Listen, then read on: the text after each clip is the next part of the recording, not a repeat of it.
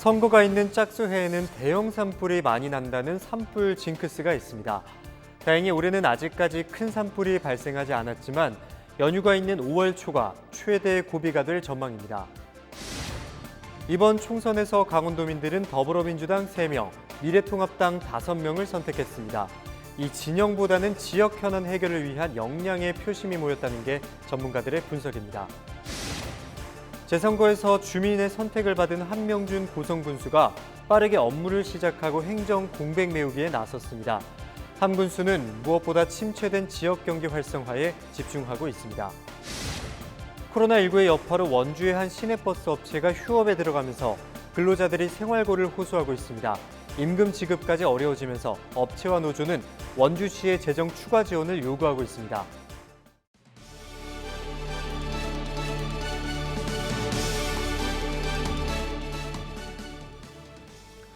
여러분 안녕하십니까? 헬로티비 뉴스입니다. 첫 소식입니다. 이번 총선에서 도민들은 더불어민주당 3명, 미래통합당 5명을 선택했습니다. 여당이 압승을 거둔 전국 판세와는 다른 결과인데요. 진영보다는 돈의 현안 해결을 위한 역량의 표심이 모였다는 게 전문가들의 분석입니다. 보도에 성기석 기자입니다. 제21대 총선 전국 판세와 도민들의 표심은 엇갈렸습니다. 민주당과 통합당 스코어는 3대4, 무소속으로 출마해 당선된 후 복당 신청을 한 강릉 권성동 의원까지 더하면 3대5입니다. 이 같은 결과에 대해 전통적으로 보수색이 짙었던 도민 표심이 반영된 것이라는 분석도 있지만 도민들이 현안 해결을 위해 진영이 아닌 역량의 표를 모은 결과라는 풀이도 나옵니다. 일 잘 할 것 같은 후보를 선택한 결과라는 겁니다. 최소한 도민들의 메시지는 앞으로 강원도 현안에 대해서는 이제 좀 당파를 초월한 그런 어떤 이 합일된 목소리를 내라는 주문이 분명히 담겨 있었고, 그리고 이제 그런 중진들의 역할들이 이제 기대에 못 미칠 경우에는 도민들의 어떤 이 지지도 바로 철회될 수 있다는. 도민들은 정치적 사면 복권이라는 비난에도 불구하고 정치 거물로 꼽히는 이광재 전 지사를 선택했습니다.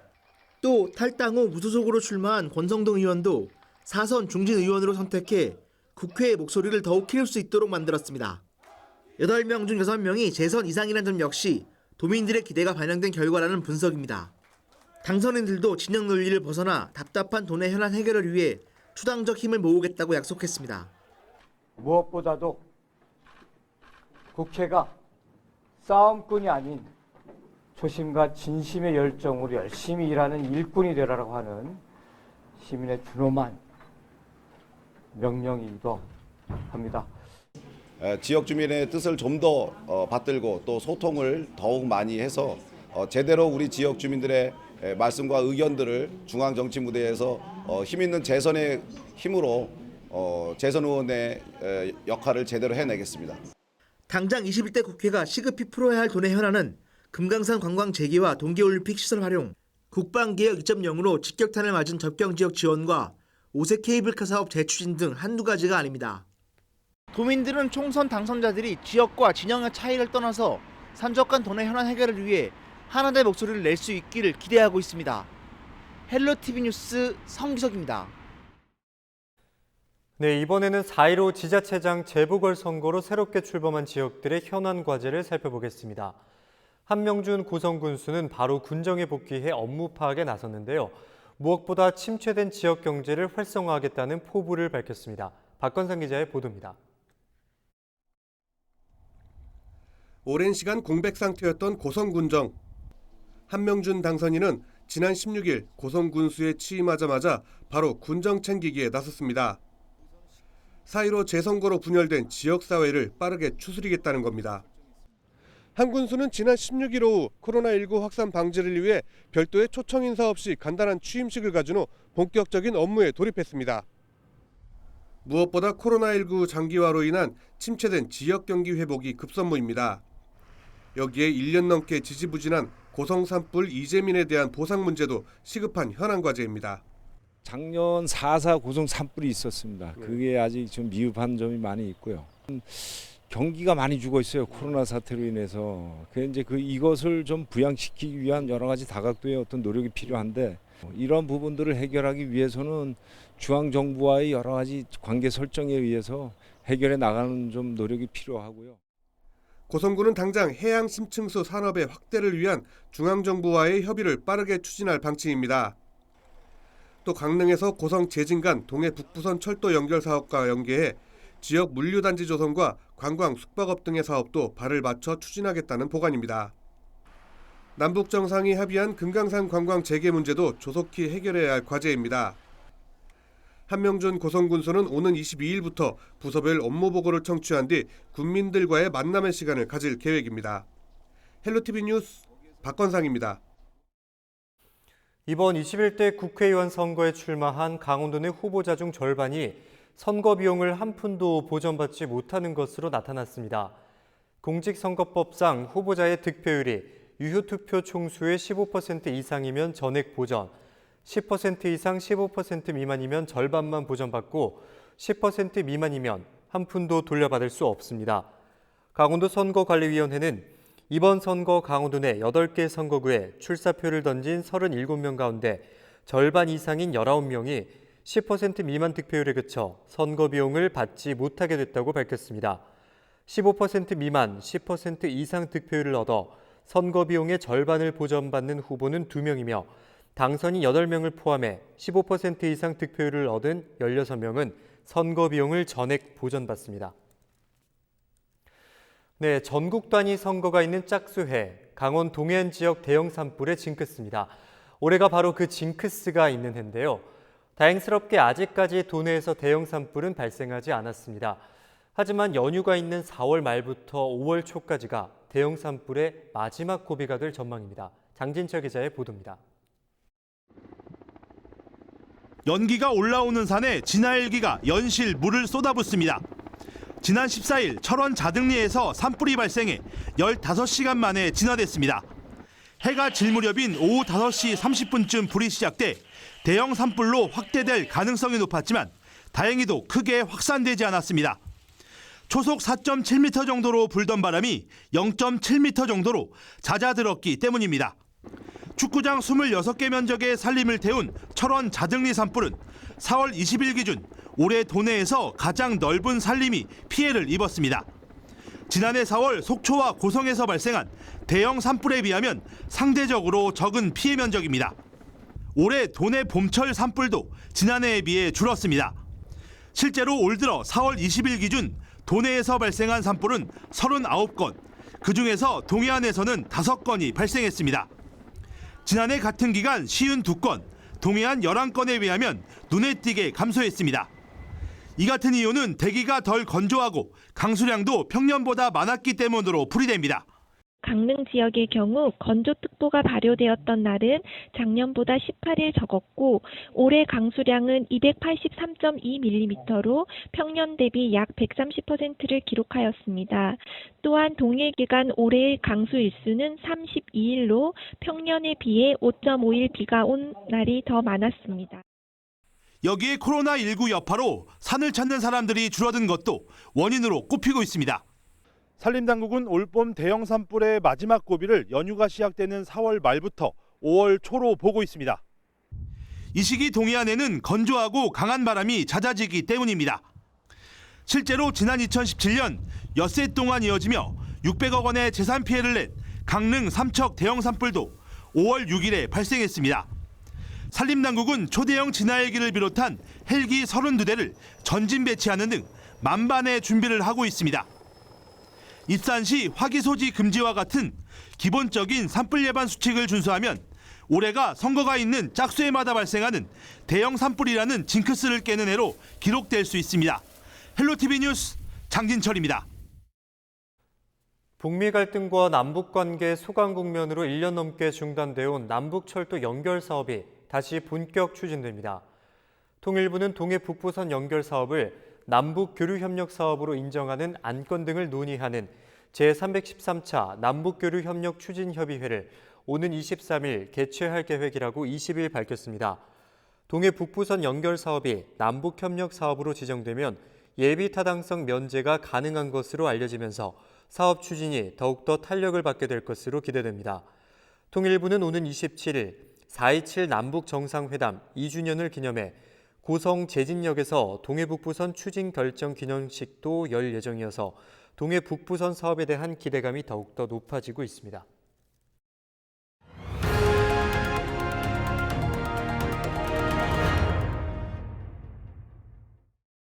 다음 뉴스입니다. 코로나19 여파로 원주 시내버스 업체 중 한 곳인 태창운수가 휴업에 들어간 소식 전해드린 바 있었는데요.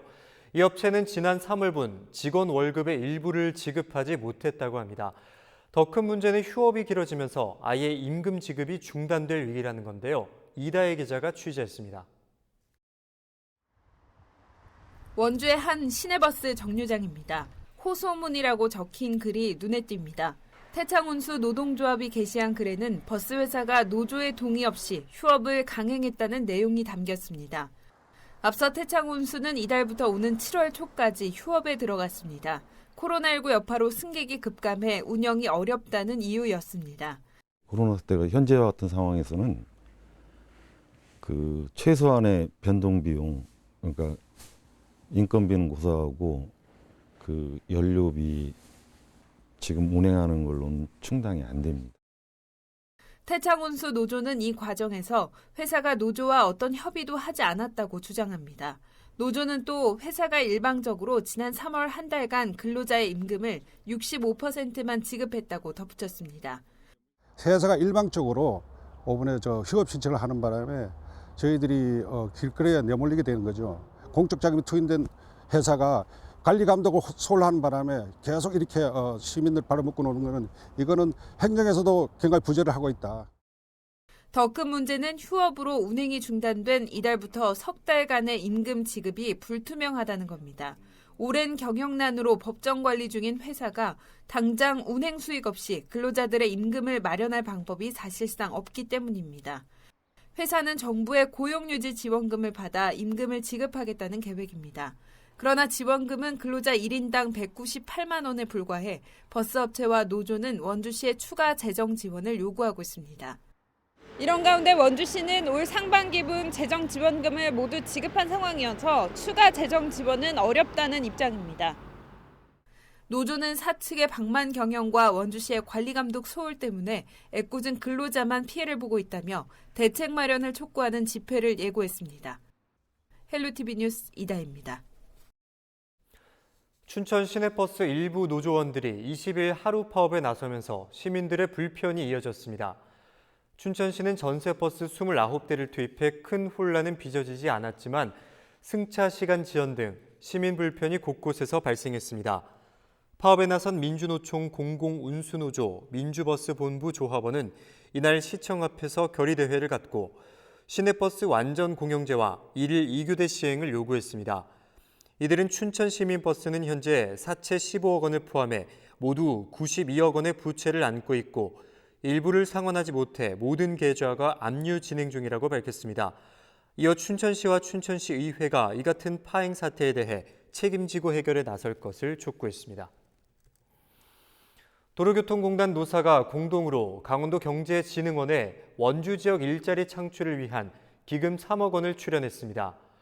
이에 도로교통공단 노사와 강원도경제진흥원 원주시는 20일 원주시청 투자상담실에서 협약식을 갖고 지역기업체의 안정적 일자리 제공과 청년 창업 육성을 통한 지역 일자리 창출 등의 기금을 사용하기로 했습니다. 이번 출연금은 지난 2016년 성과 연봉제 도입 과정에서 지급된 인센티브를 도로교통공단 임직원이 자발적으로 반납해 마련한 기금이라고 도로교통공단은 밝혔습니다.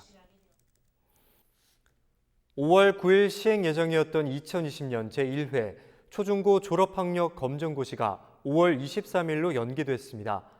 강원도교육청은 검정고시 출제와 시행에 따른 코로나19 집단 감염 확산을 예방하고 응시자의 안전 등을 고려해 검정고시를 5월 23일로 연기한다고 밝혔습니다. 올해 검정고시는 당초 3월 13일 치러질 예정이었지만 코로나19의 여파로 4월 11일로 한 차례 연기됐고 이후 5월 9일로 두 번째 연기된 데 이어 이번이 세 번째 연기입니다. 도교육청은 누리집 공고와 개별 문자 등을 통해 일정 연기를 안내하고 연기에 따른 시험 장소와 응시자 유의사항 등을 별도로 안내할 계획입니다. 강릉시가 코로나19 장기화에 따른 지역경제 위기를 조기에 극복하기 위해 2020 강릉시 비상경제대책 전담팀을 구성해서 운영합니다. 비상경제대책 전담팀은 취약계층 생계보호와 소상공인 지원, 지역경제 활력 회복을 위한 대책 마련을 추진합니다. 또 경제와 행정, 시민과 언론 등 분야별 민간 전문가와 시민단체 대표들로 코로나19 대응 범시민 추진대책위원회를 구성합니다. 위원회는 경제 현장의 애로사항을 수렴하고 생활 방역체계 전환에 따른 주민동참 분위기 확산 등 전담팀의 자문 역할을 수행할 계획입니다. 강원도와 춘천시 도내 바이오연구혁신기관이 방사광 가속기 춘천 유치를 위해 힘을 모으기로 했습니다. 최문순 지사와 이재수 춘천시장, 도내 7개 바이오 연구혁신 기관장은 20일 업무 협약을 맺고 방사광 가속기 구축을 위한 대내외 활동 등 현안에 대해 협력하기로 했습니다. 이번 협약에는 카이스트 강릉 분원 천연물 연구소와 서울대 그린 바이오 과학기술연구원, 서울대 시스템 면역의학 연구소와 크립스 코리아 항체 연구원, 춘천 바이오진흥원과 강릉과학산업진흥원, 홍천 메디칼 연구소 등 7개 기관이 협약에 참여했습니다. 이와 함께 강원 테크노파크와 강원 창조경제혁신센터 등 9개 혁신기관들도 공동 지지 성명을 발표했습니다.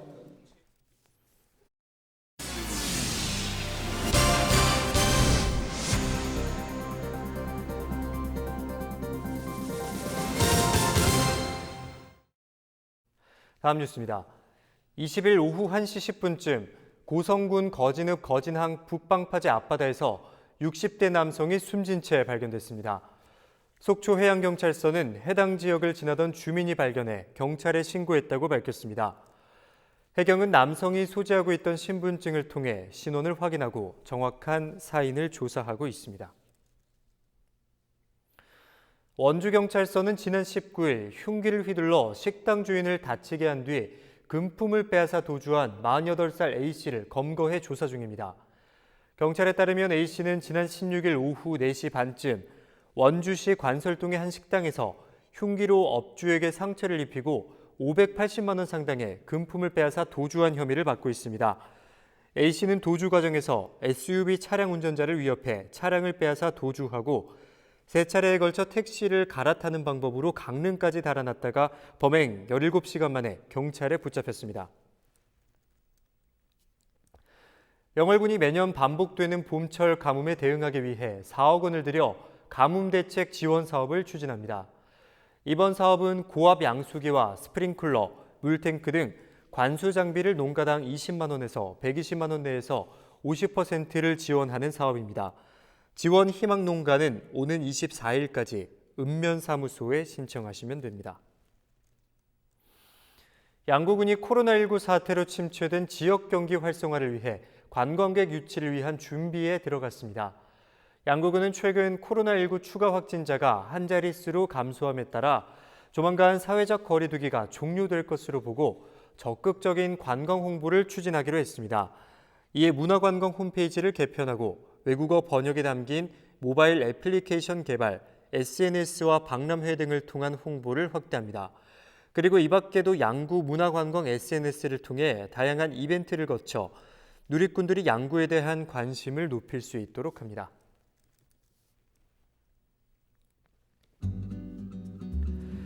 (4월) 넷째 주 월요일은 비가 내리면서 흐린 날씨가 이어졌는데요. 화요일은 다시 맑은 날씨를 되찾겠습니다. 자세한 지역별 기온을 살펴보면 태백의 아침 기온은 5도로 출발하는 등 아침에는 쌀쌀한 날씨가 이어지겠고 낮 동안에는 기온이 점차 올라 춘천의 경우 20도를 기록하겠습니다. 아침 저녁의 기온차가 커지는 만큼 건강관리에 유의하시기 바랍니다. 주간 날씨입니다. 영서 지역 금요일까지 화창하겠는데요. 다만 낮 기온이 20도를 밑돌면서 크게 오르지는 못하겠습니다. 외출하실 때 여분의 겉옷을 챙기시기 바랍니다. 영동 지역의 경우 당분간 별다른 비 소식 없이 하늘 표정은 밝겠습니다.